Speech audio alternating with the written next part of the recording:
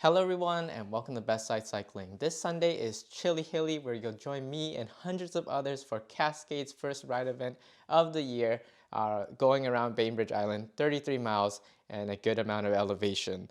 In this video, I want to just sort of supplement with all the information that's already out there from Cascade and give you some of the main things I would want you to focus on and just extra tips and stuff. For all of you that have registered already, you should have an email, and also on the website is basically the full details of all the logistics that you'll need to know. So definitely just make sure you read that as well. But yeah, let's get into some extra things that I think is good to know or that I think are important to highlight. So first, of course, is your sort of bib kit and everything else. If you registered early enough, this should have been already mailed to you. Otherwise, I'm going to pick it up at near your respective starting area. But taking a look at the bib first, it's a pretty cool design, still the nice little orca here. I'm 790. If you see me out on the course, definitely say hello. This year I'm going to take a heavy focus on filming other people riding and capturing some of your experiences, so don't be afraid and just come right up. But yeah, little changes that I like for this year is that they put this little Cascade member sticker if you are a member, so just that extra little personal touch. And then the other thing to note about this bib that's a little different than usual is that they also give you these green ties, which is actually meant for you to put this on the front of your bike. Because this is your ticket onto the ferries, it will be a much bigger convenience to you if you make sure everyone knows, and it's really front and clear to see sort of your way onto the boat. So yeah, just make sure you use these ties, put them right in front of your bars.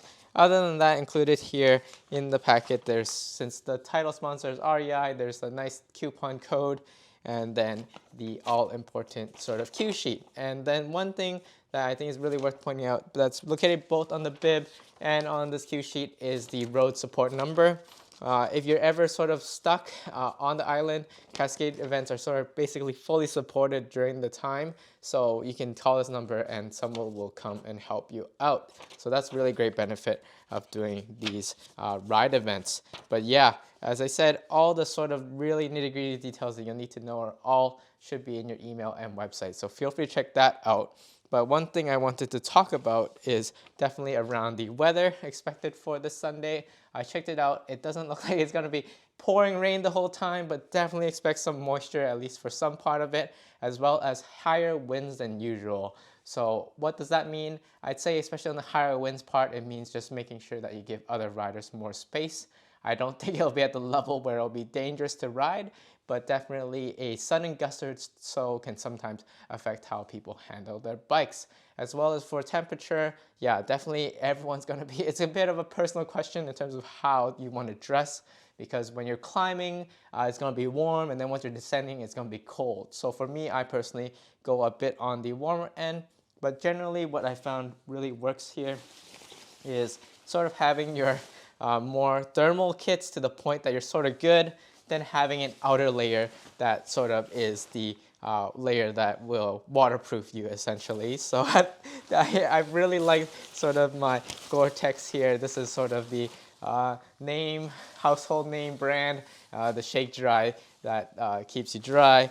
And then Cleverhood sent me like this anorak that I've used in a few times that I also really like, and it's like sort of a pretty thin layer on top and pretty airy that people use. And then Cascade members have a huge discount on Shower Pass, so this is one I used to use as well. And I've seen a lot of people wear this one on the course. So yeah, I like these sort of more thin outer layers to just sort of wick the moisture, and then otherwise inside making sure you're as dry as possible. But one change that I made from last year that I think has made a huge difference in my wet riding is definitely to the effect of sort of rain pants. So these are ones that you just put right over your bib shorts or tights or whatever you're wearing, and I found this to be the real game changer.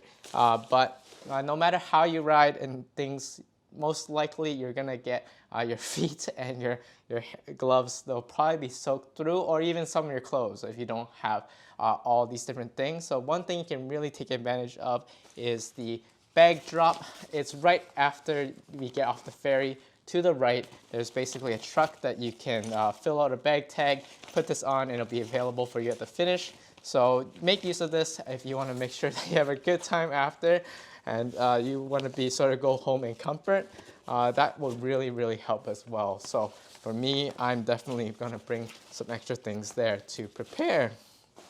And then yeah, and the other thing I really enjoyed in terms or helped me in my wet riding this year, I would say, is the inclusion of a cap, mainly just to sort of get all the moisture away directly away from my glasses because I ride with glasses. This may be not a huge thing for those that don't, but yeah, I've found that this is a really great thing so that all the water just sort of goes off in front. But other than that, yeah, I'd say the most important thing about riding the wet is just to go slower and brake earlier.